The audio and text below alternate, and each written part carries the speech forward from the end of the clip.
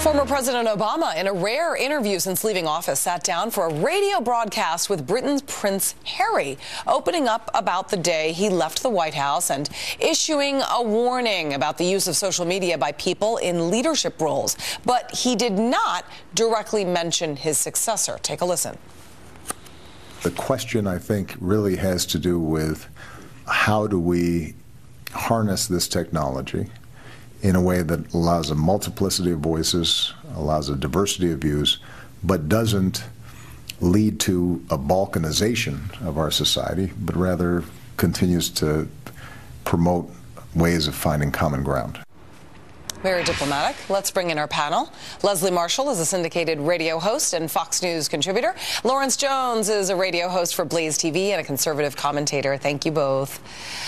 So the Prince's program basically focuses on issues such as the armed forces, mental health, youth crime, climate change. Somehow, though, social media comes up, and President Obama obviously made a direct, clear criticism of President Trump because, as you know, he loves Twitter. Let me ask you first, Leslie, was that a direct jab at the president? And if so, why not just name him if he's going to criticize him?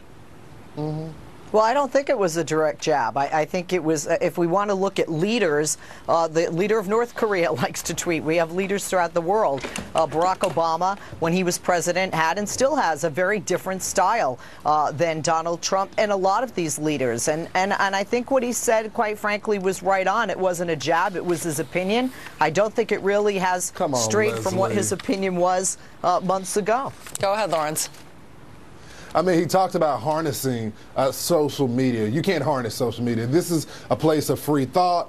Whether you agree with or disagree with what the president says, he has been able to get directly to the American people. I think, Julia, a lot of these people that are former politicians or current politicians have a real problem with what Donald Trump is doing because they are so fake. A lot of them do a lot of things behind closed doors. I've been around a lot of them, and then they pretend to be so astute on social media in front of the public, but that's really not the real them. And so Donald Trump, love him or hate him, he's kind of real.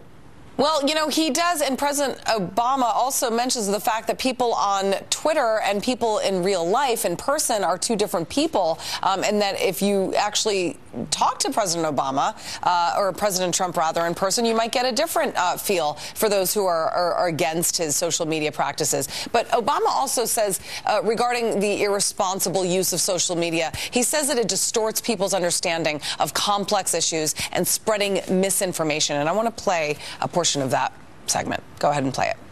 All of us in leadership have to find ways in which we can recreate a common space on the internet. Mm-hmm. One of the dangers of the internet is that people can have entirely different realities. They can be just cocooned in information that reinforces their current biases.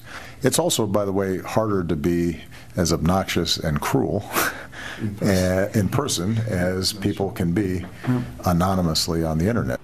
So, Leslie, you think he's talking about Kim Jong-un there? I mean, come on. And first of all, he does talk about, you know, how Twitter can reinforce biases. But isn't that why President Trump uses Twitter? He has said this himself, that he uses Twitter to get around the media bias that follows him.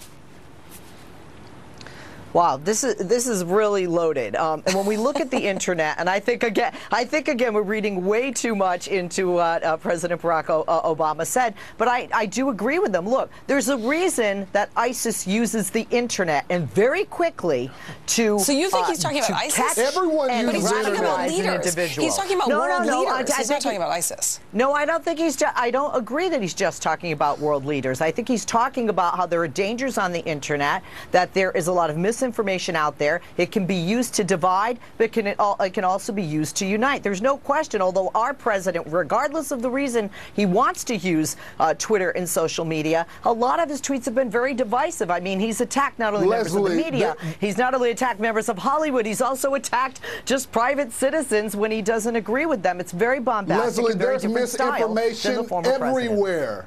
There's misinformation everywhere. It is up to the American voters, the American people, to do their own research. Shouldn't the leader of the free world be a calm in the storm and lead by example rather than jump on that bandwagon?